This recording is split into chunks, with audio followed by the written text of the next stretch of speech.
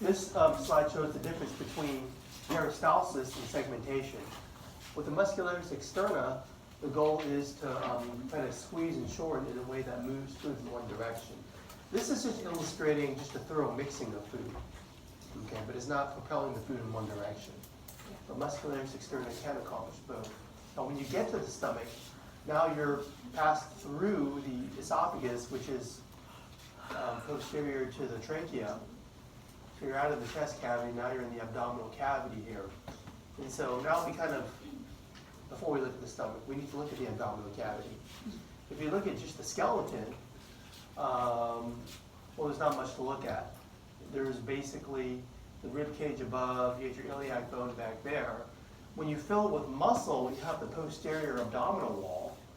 Okay, I did teach the diaphragm for the previous chapter, but if you start to build the blood vessels in, you do need to know the abdominal aorta and its branches, okay?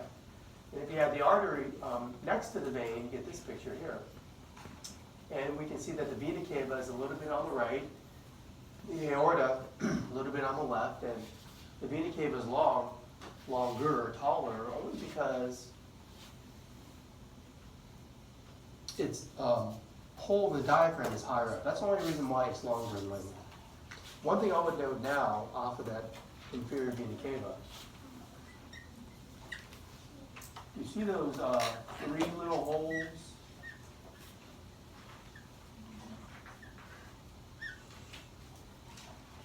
Hepatic veins. Hepatic veins.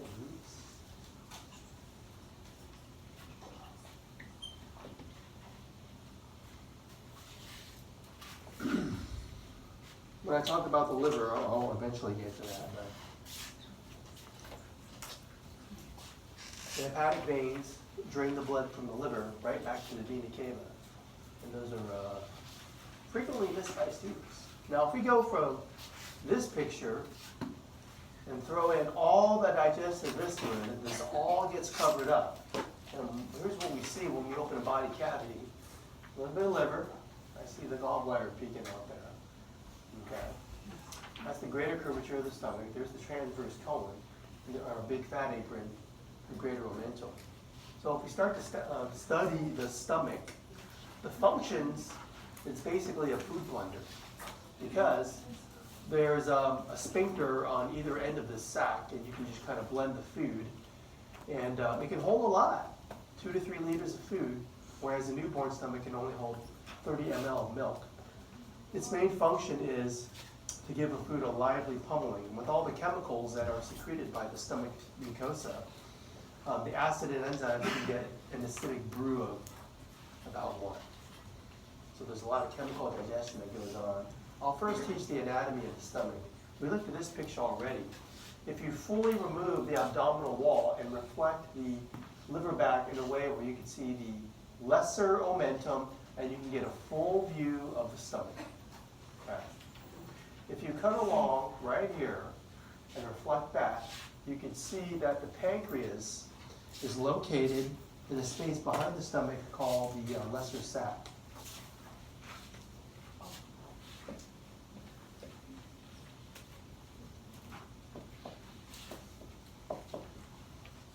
Located in the space behind stomach. Call it the lesser sac or omental bursa.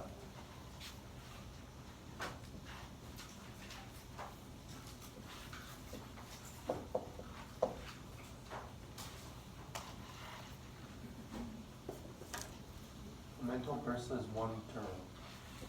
Omental sac, omental bursa or lesser sac. Well, anyways, that's where you find pancreas. Well, we'll get to the pancreas. For now, let's isolate the stomach. To get this picture, to remove the stomach, what did you have to cut to get it out of the tract? Back up again. You had to cut right here, esophagus, right there, the pylorus, before the duodenum. So notice that the stomach, well, first of all, it's intraperitoneal. It's in the body cavity.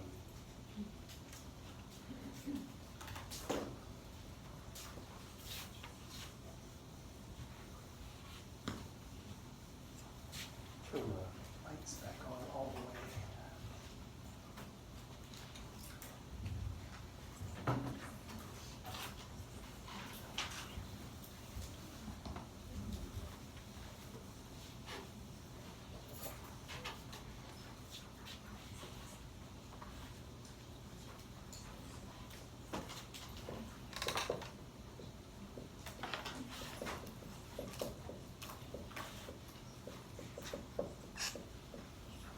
Now, intraperitoneal, again, means in the body cavity.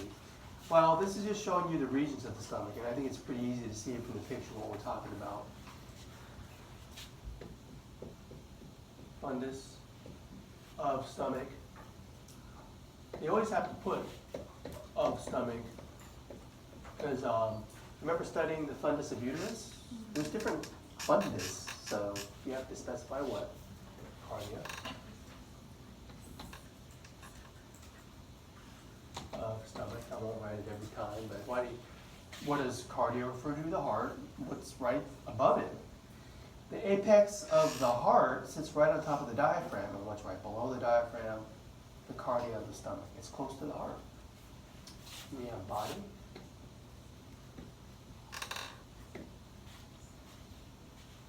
And pylorus. Usually in anatomy, body is referred to the part that's most of the thing. So a way to a man's heart is through his stomach. You hear that expression? It's literal. It's not a metaphor. It's literal. Right? I guess everyone's stomach for that case. There is the cardia of the stomach. Now the pylorus, it kind of narrows, right? It's like a big sac, it narrows at the pylorus, and that's actually a word that means gatekeeper.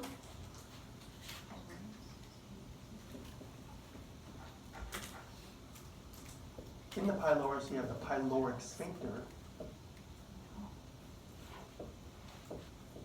You have a sphincter on the other end. This sphincter is better. The other sphincter, if it fails, the one in the esophagus, it gives you heartburn. It washes up there. As it gets up there, dissolves the mucosa there, causes heartburn. But you do have a sphincter in there, but this is a much stronger sphincter. It's in there.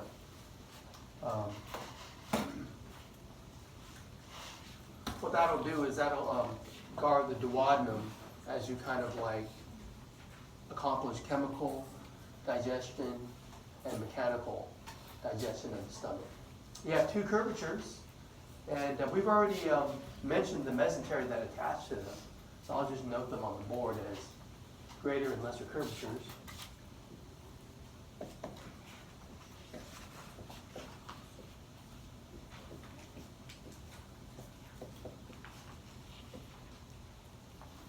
And, well, the outermost layer of any part of the digestive tract, as you look at it, is the serosa. But if you remove that layer, you can see the muscle layers just deep to it. And can you see three muscle layers? You should look for the longitudinal, circular, and oblique layers of Muscularis externa.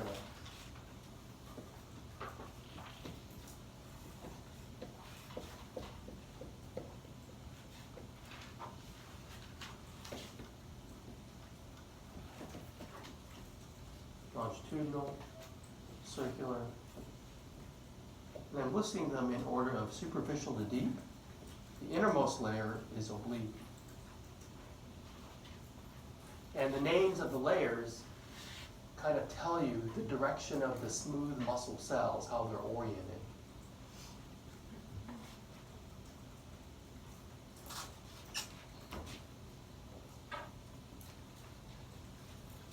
If you get all the way inside the stomach and view the mucosa from inside, you can see the little scope we got in there with the light. You can look around, maybe you have an ulcer, because maybe the stomach acid has dissolved a part of the stomach. And this picture shows you, it's kind of cut off, but the inside of the mucosa, it's kind of wrinkly and folded in appearance, and those folds are called rugae.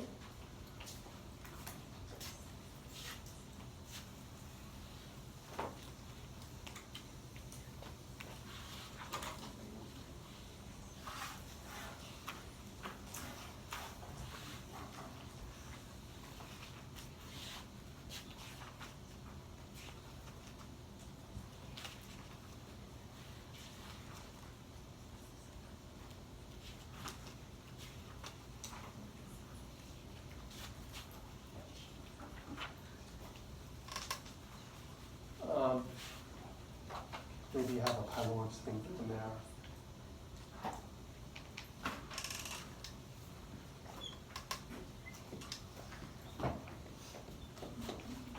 Oops.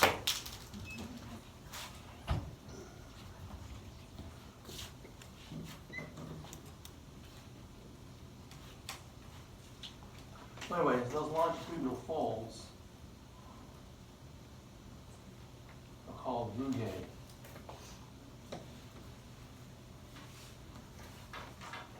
And you have a sphincter here too. And so with both sphincters shut, as the gastric juices build up, the food is allowed to slosh back and forth. Okay.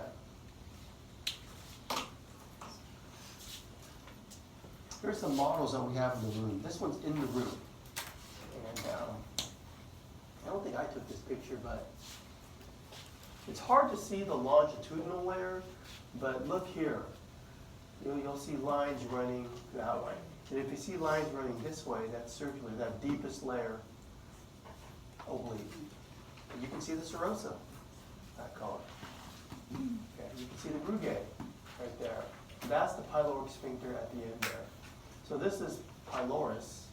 And past this point is body, and there's fundus and cardia right there.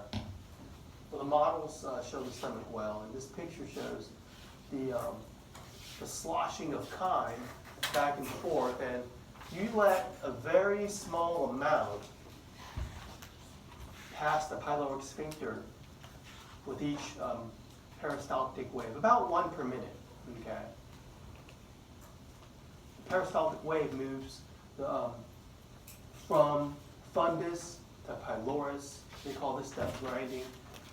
The most vigorous peristalsis and mixing action occur close to pylorus. The pyloric end of the stomach acts as a pump that delivers small amounts of chyme to the duodenum, maybe 3 ml per squirt. Retropulsion. The peristaltic wave closes the pyloric sphincter, forcing the contents of the pylorus backward into the stomach. We call that retropulsion. Kind of washes back after the small amount gets out. So the question becomes, how did you acquire all of this secretion? The food's in there somewhere, but the introduction of food really led to what's called gastric secretion. That's my next topic. This is basically the physiology of the stomach, and we kind of teach it in phases: head, stomach, small intestinal phase. So just think about the course of a large meal. Maybe you're hungry and you drive to the restaurant, and the gastric juices, they're controlled by neural hormonal mechanisms in 3 phases. And in this first phase, it's all in your head. As you drive to the restaurant, you're hungry, you think about people you're going to meet and the food you're going to eat and what you're going to order. At this point, your stomach's already grumbling, and gastric juices are already starting to form. Before you've eaten, just thinking about when you're hungry, you can do this. So that's what we kind of say is the cephalic phase. It's just you thinking about what you're going to eat. It's all in your head.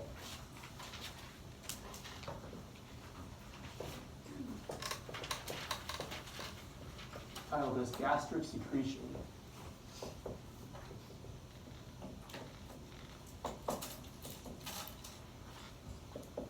All through your head.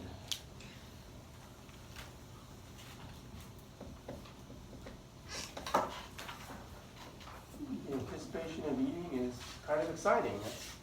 That's usually why I over-order. Oh yeah, let's get that, let's get that, get it. Then the bill comes after you're done, Well, anyways, because, you get to the restaurant, you smell the food, you see what the servers are bringing out, you try to look and see what people are eating, all that gets kind of the juices flowing, right?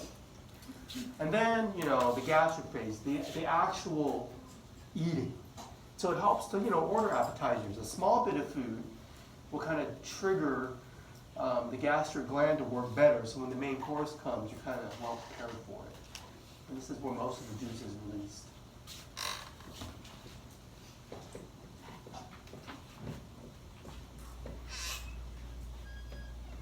Wow, eating. So this is most of the secretion. Those juices secreted. And then you're done eating, and maybe you're going to eat dessert, but maybe you got to wait for the food to go down.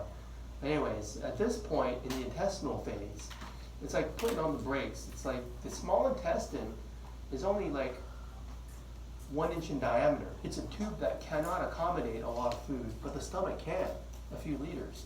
So you have to have a way to kind of like slow the process down. You should feel full, and if you continue to eat, you'll probably get sick and vomit. This is the intestine's way of slowing down the gastric juice secretion so it can kind of like force it to squirt just a little bit at a time. Okay? You should feel full, and you should feel like you don't want to eat anymore at this point.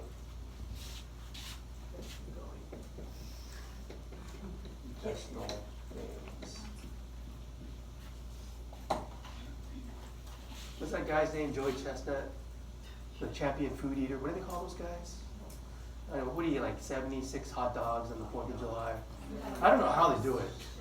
There's that Kobayashi guy. I don't know how they do it. Anyways, they're professional eaters. I don't know how. This is like, they're like off the chart. This doesn't pertain to them. Okay. In the intestinal phase, I kind of call this putting on the brakes.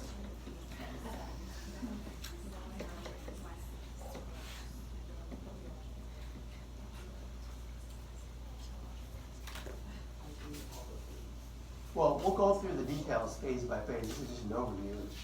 We got the pictures here, but what I like about this phase, the cephalic phase, just the mere thought of eating kind of triggers the gastric glands. And, well, they show you a bunch of different things here, but what you should notice is the stomach is empty. You haven't even started eating yet, but you're stimulating the glands to secrete these things. And so let's go to the next phase to kind of define the details. And there's a lot of information here. Let me walk you through it. They illustrate a full stomach. So you've been eating for maybe an hour or so.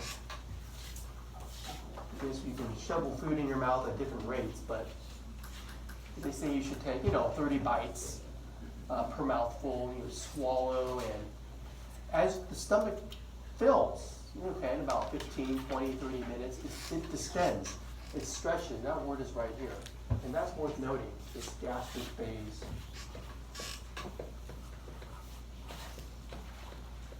Details. The stretching of the stomach, the distension, that triggers a reflex. Because there are stretch receptors in there.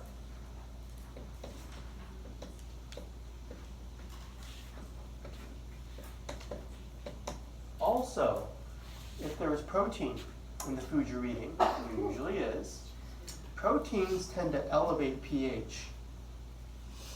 And that will stimulate chemoreceptors in this same reflex.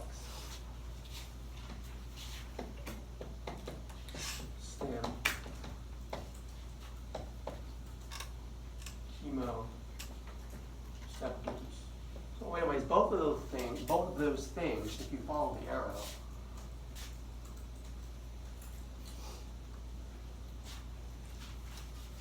will trigger the submucosal and mesenteric plexuses, okay, One, they have an arrow going here. They're gonna trigger more stomach churning from the Muscularis externa. They call them mixing waves. So both of these things, diagram it out with you. One, I'll just say increased stomach churning. The stomach is like a blender.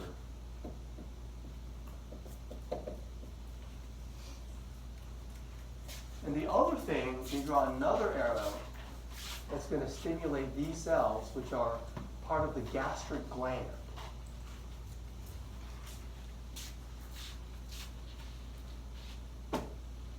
Now, this is a neural reflex.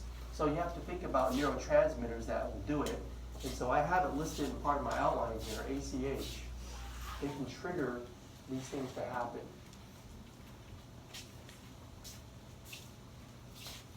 ACH. ACH is a neurotransmitter that will stimulate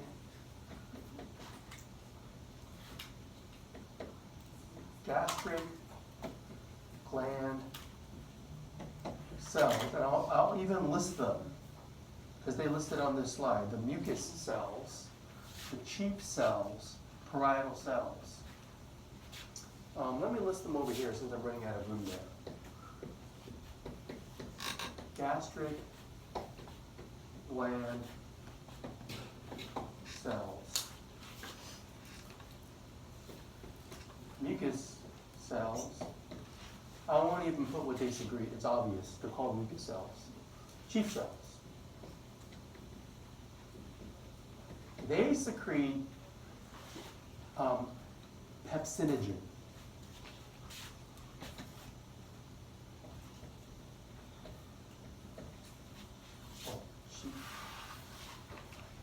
And then parietal cells.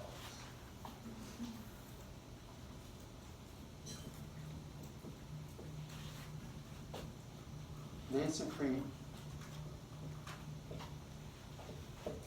H plus Cl minus, basically HCl. Okay? That's the acid. So whenever I see someone say gastric juice, gastric secretion, think this: the mucus, the pepsinogen, the HCl. Okay? I hate to say it, but just think of what vomit looks like. That's vomit mixed in with the food.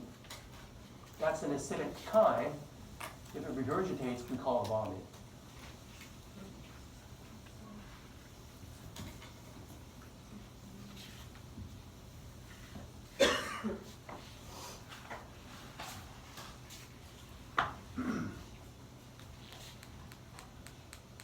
All right, let's move on. I think that's all I wanted to say with this one. Now, there's one more thing here.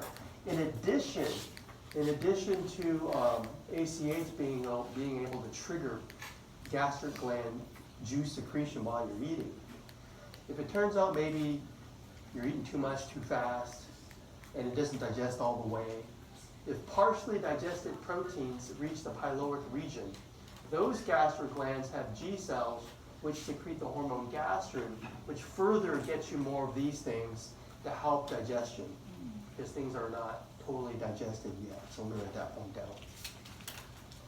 If undigested, partially digested,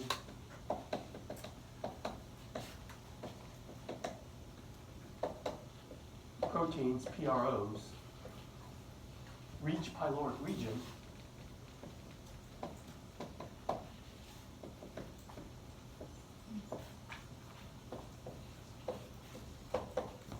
gastric glands in that region, they secrete the hormone gastrin.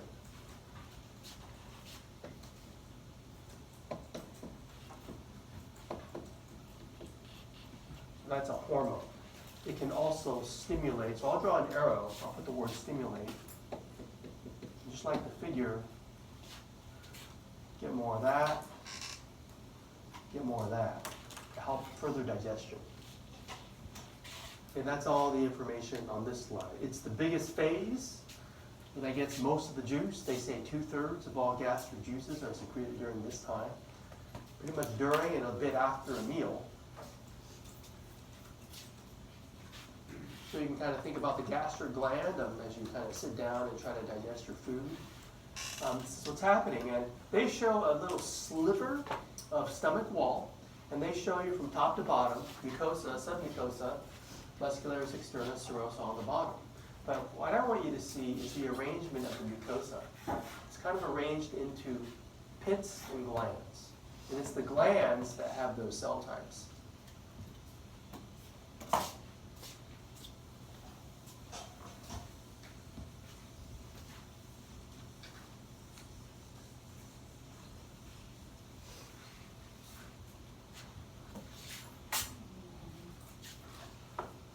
So basically what you got there, so you got all these like little gopher holes. Oh, pity. Anyways, they're literally called gastric pits. Now, the pits spewing out of the pits are all the gastric juices that we're talking about. Now, what you can see from this picture is those pits.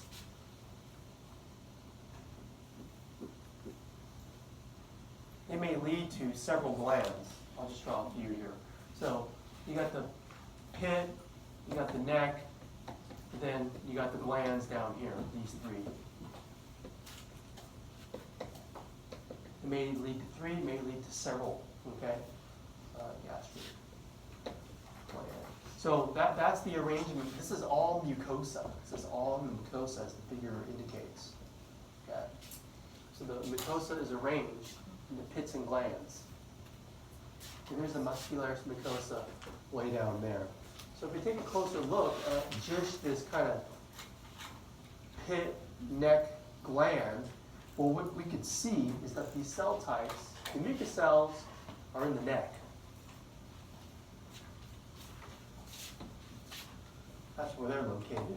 But the chief and parietal cells, well, and the G cell, I should add G, or enteroendocrine cells. These are the ones that secrete gastrin that I mentioned. I already erased it, but remember that's in the pyloric region if you get undigested proteins. I'll list that as another cell type for the gastric gland, because we can see them all here.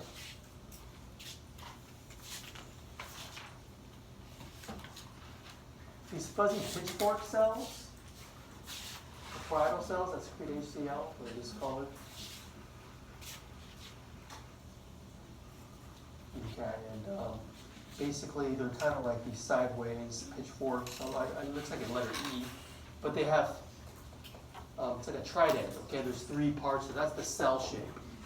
That's what's illustrated there. The chief cell, the pepsinogen secreting cell, is purplish.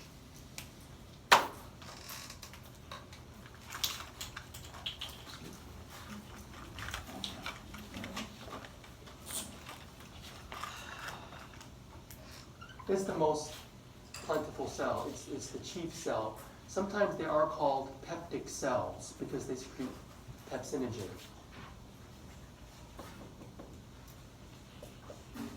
So know that term as well. The G cells are green. They're the ones on the bottom.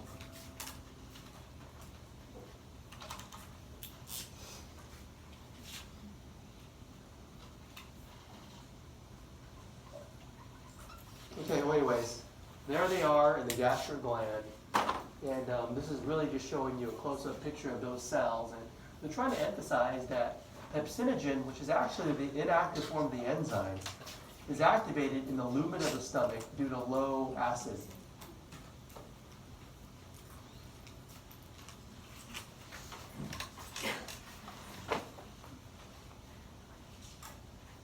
Oops, sorry.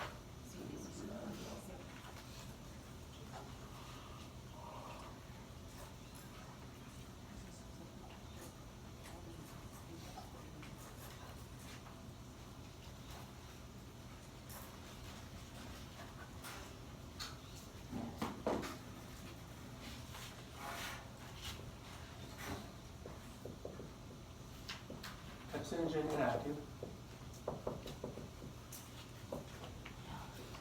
A low pH. Well, basically, think of it this way. The stomach at rest, pH 4 to 6. So you get eating and pH around 2, or less than 3, I should say. Then that kind of like, that low pH will activate the pepsinogen into its active form, pepsin.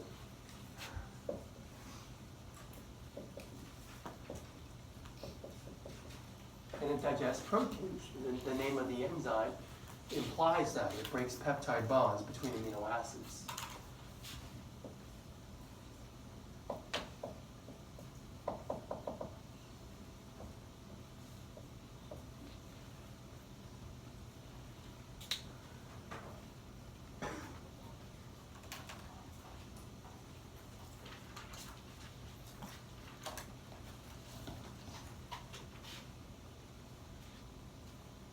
So here's a picture of the acid-secreting cell.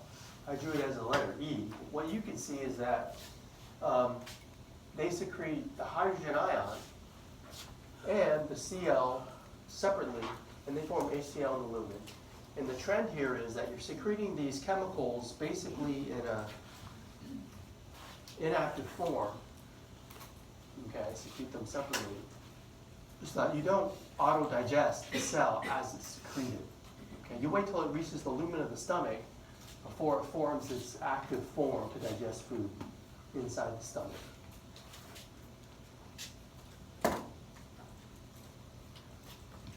And so, it's safe to kind of have a low pH in the lumen because there's a physical barrier as well as a chemical barrier before you get to neutral pH at the cell surface. So, I mean, the stomach mucosa is protected. Of course, you can still get an ulcer, even a bleeding ulcer. But if everything's working okay, you have protective layers to protect against your own stomach, your stomach's own secretions, the gastric juices. So as it starts to empty, let's see here. Yeah, you have food reaching the next part of the small intestine, the next part of the GI tract, the small intestine, which is the duodenum.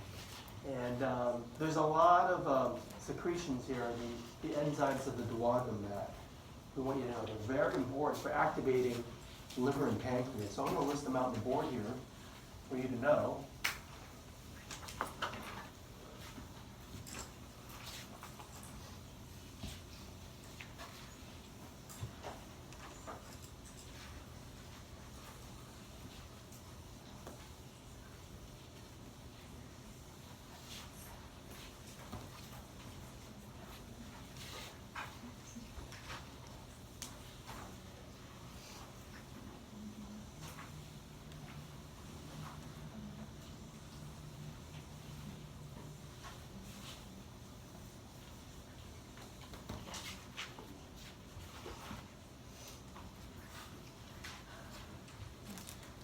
So, now we're talking about the intestinal phase.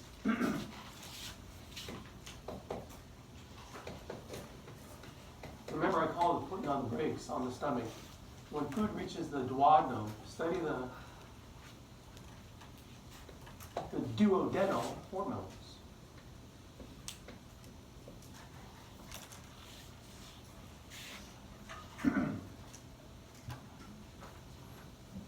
Hormones frequently make students moan. There's a lot of information that has to be memorized there. For example, think about what's in the food you ate, because that will trigger different hormones to be secreted. For example, chyme from the stomach,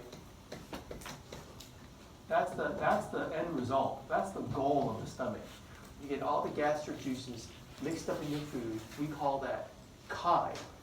As it proceeds. It's a yellowish color. We call it vomit if you regurgitate. We call it chyme as it proceeds down the digestive tract. If there is fat and protein in the chyme, that will trigger the duodenum to release cholecystokinin. And I almost never write it out except for the first time I presented.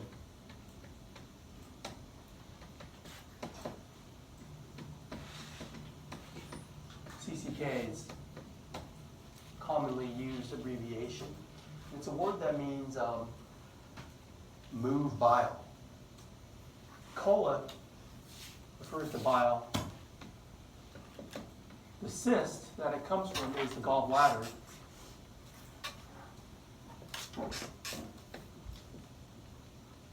And chynin means move. So basically, how this hormone will do it,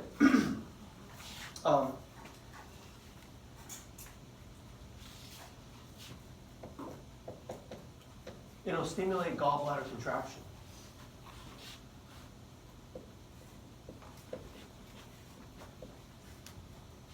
It can contract. Now the gallbladder is underneath your liver on the right side. If you recline after a large meal and you feel a fluttering there, maybe it's your gallbladder contracting, although I'm told you're not supposed to be able to feel that. Because it's pulsating in there, it's probably your gallbladder contracting. Now the gallbladder is just a bladder. It is not making the bile. It's just kind of storing it and concentrating it. However, for this to be effective, you have to relax the sphincter on the other end of the bladder.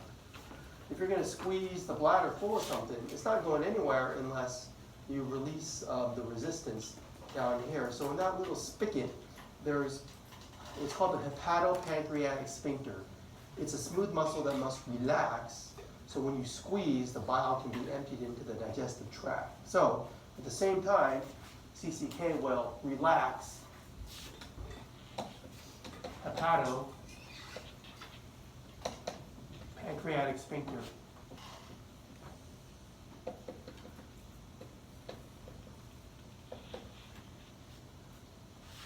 So in addition to moving bile, CCK will also target the other major organ there, the pancreas, to increase the production of pancreatic enzymes.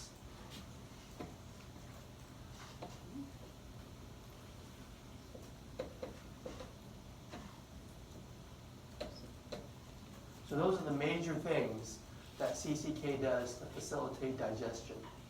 Okay, gallbladder, pancreatic enzymes. That's CCK. Then I have GIP. Usually if there's fat or carbs, I just call it GIP for short. It's gastric inhibitory peptide. Well, the name implies that it does inhibit the stomach churning. And it does, but something that's not apparent in the name is that you'll facilitate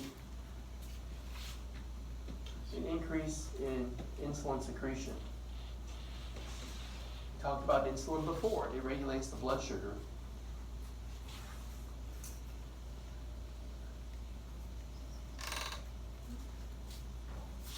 You'll also get an increase of lipid synthesis. So that's why fat and carb, CHO, will stimulate that hormone's release. Okay, then you have another major one. The two major ones are CCK and secretin. So secretin, acid in the chyme is a trigger for its release.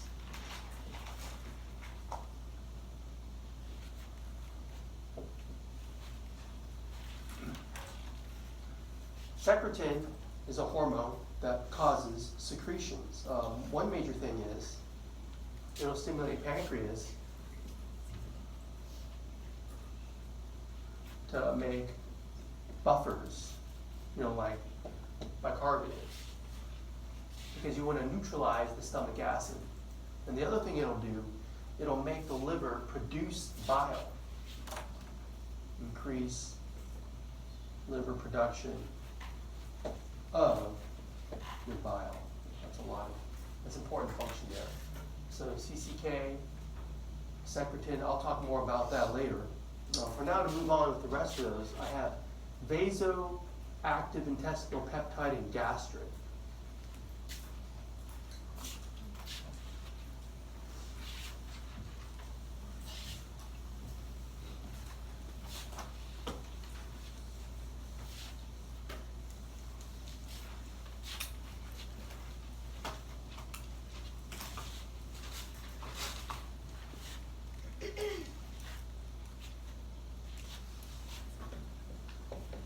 time itself is a trigger for a release of, I'll just call it VIP. It's written out on the slide.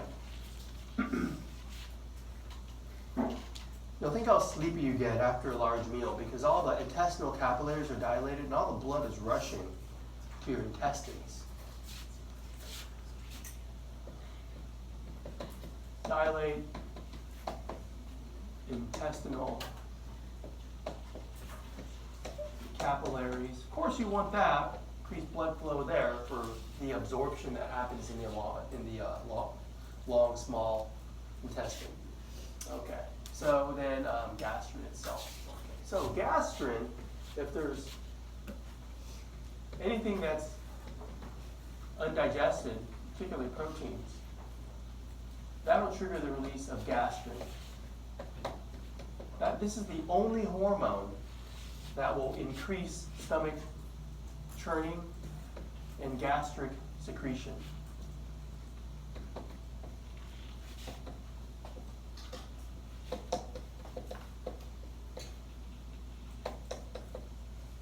Now it's indicated on the slide, but let me just write it on the board.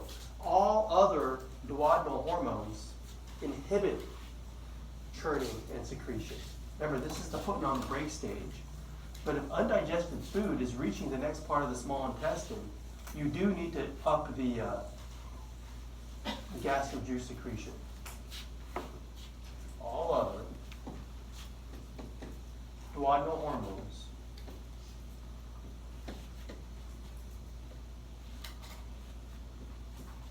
inhibit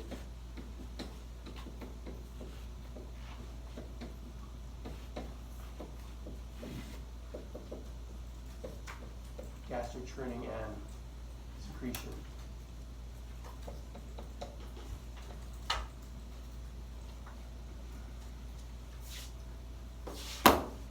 Gastrin will get you more of that. So the duodenum is where all this is occurring, and it's simply the first 10 inches of the small intestine. And I got a picture of it right there. So let's talk about the duodenum itself.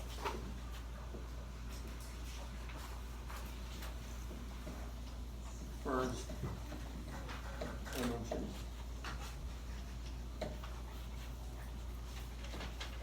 Of the small intestine. If you were to stretch out the small intestine, it's about 20, 21 feet. Now you don't have to know these parts of the duodenum, D1 to D4. However, know that this first part is when it goes retro, because the stomach is intra, and then duodenum goes retroperitoneal for most of its course. So I'll just say goes retro. Now I would note that second part though, the D2, because that structure you got to know. That is the structure that is receiving the secretions of liver pancreas, because they're in this area.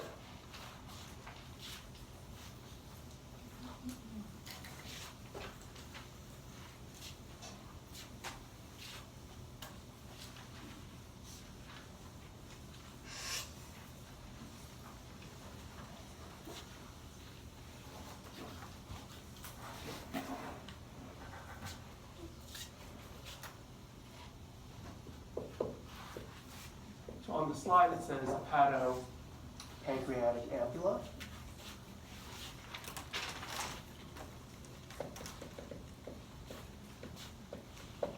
It's been called different things, and I believe on your study guide and in your atlas is called the major duodenal papilla. And sometimes the word major is omitted. So you may see major, depending on what you're studying. Sometimes it's just called duodenal papilla. But anyways, this structure contains that sphincter that's targeted by CCK.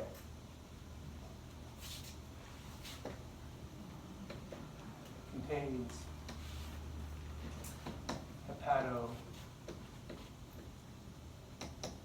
Pancreatic sphincter.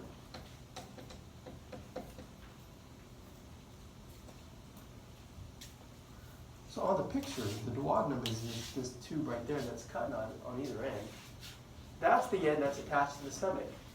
That's the end that continues on as jejunum. That's the next part of the small intestine. There's the tail of the pancreas, head of the pancreas, nestled in the C-shaped duodenum. The liver has been removed. So you can see the spleen, you can see the inferior vena cava with the hepatic veins cut. So if you try to build this picture up a little bit, that's basically what we just looked at. Here is the root of the mesentery that we talked about before. That is what the root of the mesentery looks like before you cut the mesentery. So what they did here, you have the duodenum. This is where it goes retro. Then it pops back intra. You see how they cut right there? From there, they cut all along there. You follow all the way to here. This is the end of the small intestine. That's the first part of the colon, or the cecum. Now, imagine if you had a 21-foot python in a cloth bag. Okay? And imagine you gathered up the cloth bag, kind of like at the top here. You got the python in the cloth bag on the bottom. That's kind of like this picture here, except you're missing the python, which represents, in my analogy, the small intestine. But as you gather up the cloth bag, that's kind of like the root of the mesentery. And they cut along the root of the mesentery on this picture here. See this vertical cut right there? That's cutting the root of the mesentery. Anyways, those pictures kind of help you understand what's intra and what's retro. That's retro, that's intra, okay?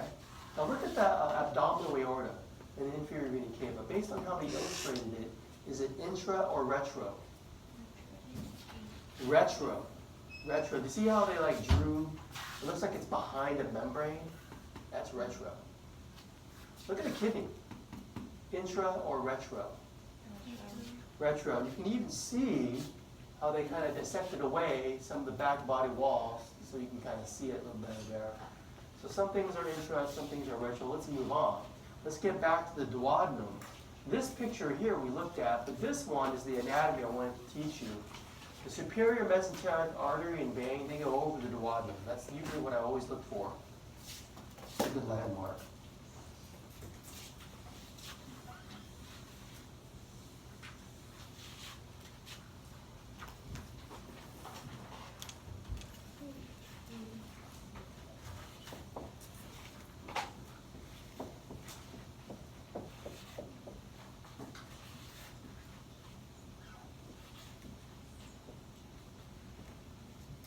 Go over the duodenum. I'll show you that on the cadaver.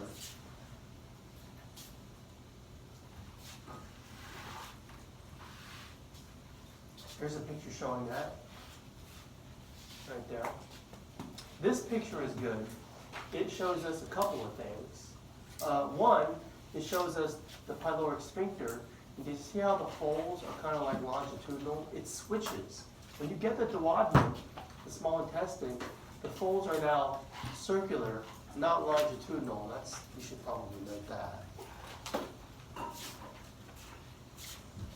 So what that is showing is kind of like the end of the stomach. The folds are longitudinal. Then as you get past the pyloric sphincter,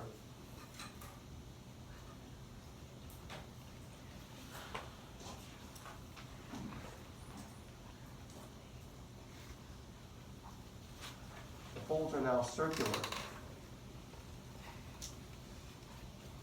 So you go from longitudinal rugae in the stomach to circular folds called plica.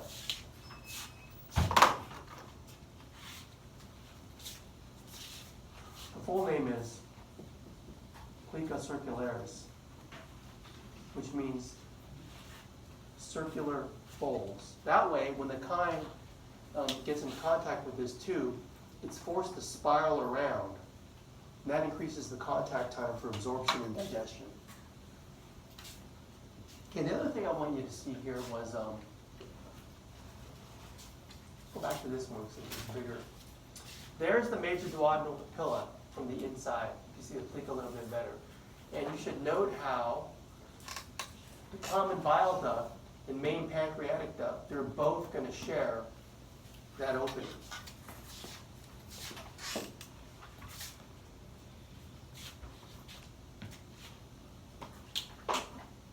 If I can draw just like a little opening there, and I can draw a common bile duct coming from the gallbladder system.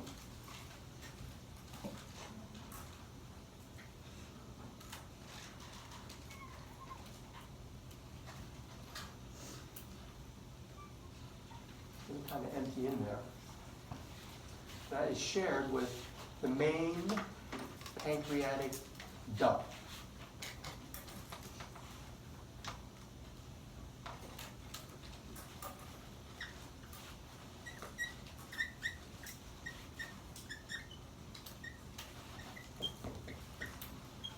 Main pancreatic duct. Bile duct, or just this slide calls it common bile duct, that's fine. I typically just call it bile duct. Both names are acceptable. The bile and all the pancreatic enzymes and buffer, they're all going into the digestive tract at that one location called major duodenal papilla.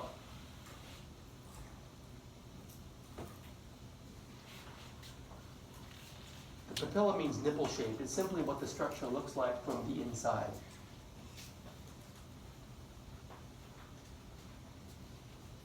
I'll move on with these pictures here. Here's a model we have in the room. You should be able to identify the duodenum now. And we can see the superior mesenteric artery, SMA, going over the duodenum. Here is a view of colon.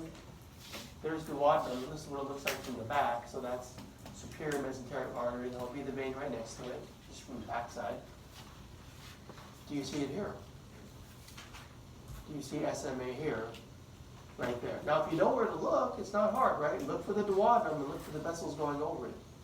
There's the acidic chyme spiraling through the plica. So call these folds plica. What do you call these folds? Rugae. Okay. Different kind of folds. That's all it is.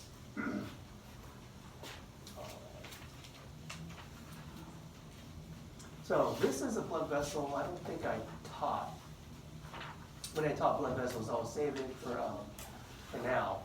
When the aorta emerges through aortic hiatus, we change the name of thoracic to abdominal aorta.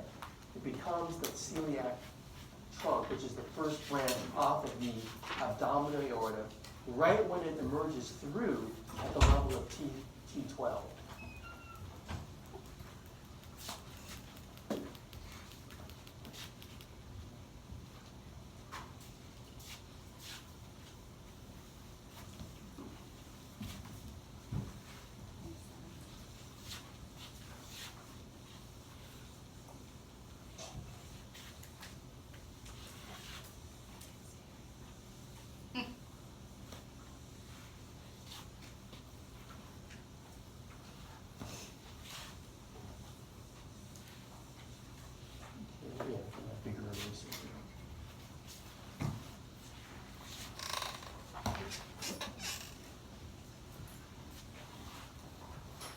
I want you to know the branches of the celiac trunk.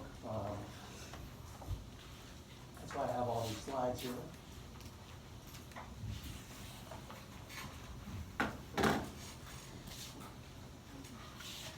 And here's abdominal aorta.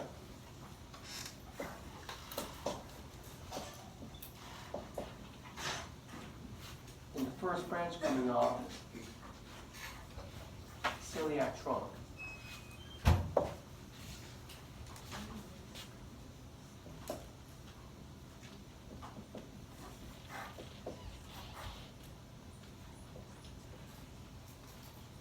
The celiac trunk is very short. It immediately branches to the left and to the right. And so let me advance the slide here.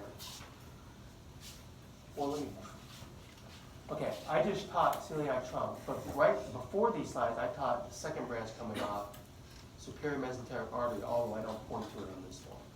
Okay, that'll be the second one coming off. So to go back to the first one coming off, that's the celiac trunk. Okay. So the second one coming off, superior mesenteric artery. I Should mention that since I just taught that too. Well, anyways, here's a good figure to teach you of all the branches of the celiac trunk that go off to the right and to the left. So I'm just going to draw this line. So the big one going off to the left, to the spleen,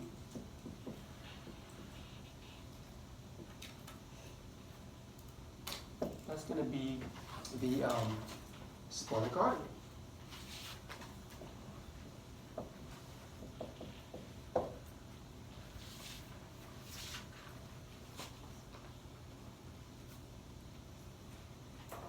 There's another branch coming off, kind of goes up, and it's going to follow the curvature of the stomach. It goes off to the left. Actually, I should draw it coming off. I'm sorry. I'm using better drawings. More like here.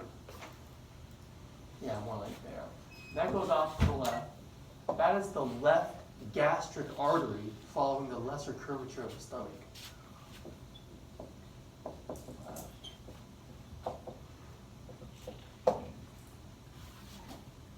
Those both pretty much branch off celiac trunk and pretty much go to the left. Now there's one major branch going off to the right. And it's called common hepatic.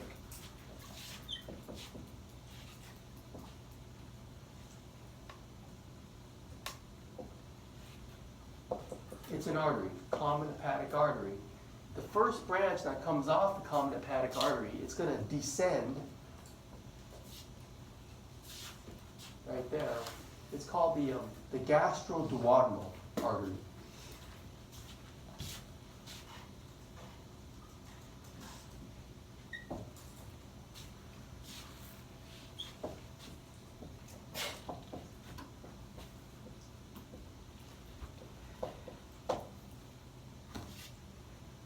Well, the common hepatic will continue on after it gives off that branch.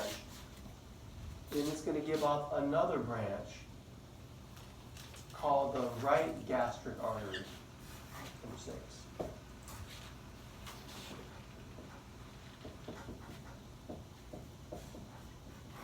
Now the right gastric artery and the left gastric artery, they follow the lesser curvature, and they're kind of meet and form an arterial anastomosis. So if I label them, because they're connected in the middle, I'll try to label it close to where they branch off of. All right, so they have blood vessels branching that follow the greater curvature of the stomach. What you can't see, it's hard to see there. There's a branch coming off gastroduodenal following the greater curvature of the stomach right there. We're going to call that the gastro-omental artery. One on the left and one on the right. This one's the right.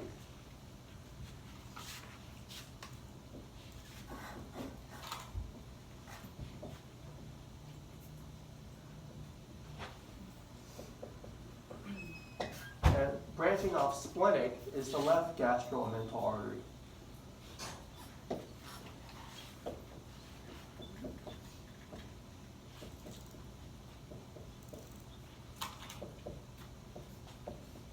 Sometimes they're called the epiploics. Let me look it up real quick. I think your book calls it gastro-omental.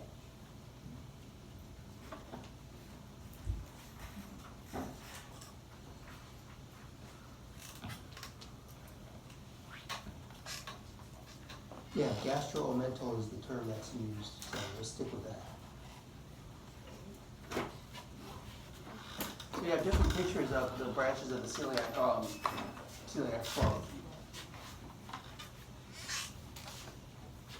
I mean, just take the practice. Let's see. Oh, let's see. I forgot to finish. This one, the right gastric, after it gives off that branch, it continues on as the hepatic artery or proper hepatic artery. It's the last one to add to the list.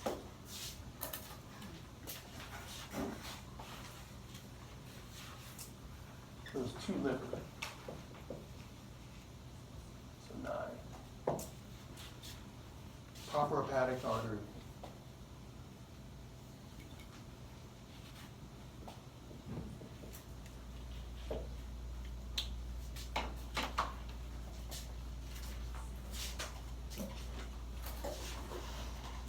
I like this picture because it gives you a full view of the splenic artery and the vein for that matter.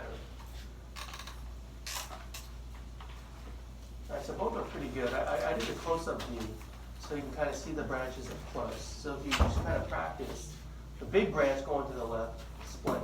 Smaller branch going up and to the left gastric. This large branch is the common hepatic. Remember the branches. The first branch going down is gastroduodenal. The second branch is the right gastric, and it finishes off as proper hepatic. Yeah. I want to stop here for today. I'm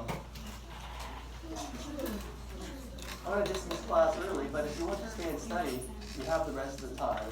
I know you have online tests, so I want to give time for you to study. And I also have your lecture exam 4, lab practical 2. I've had it for a while. I just didn't have a good chance to pass it back. And before you leave today, one more announcement before you leave. So you can simmer down just for 4 minutes. What erase this? Stop my camera.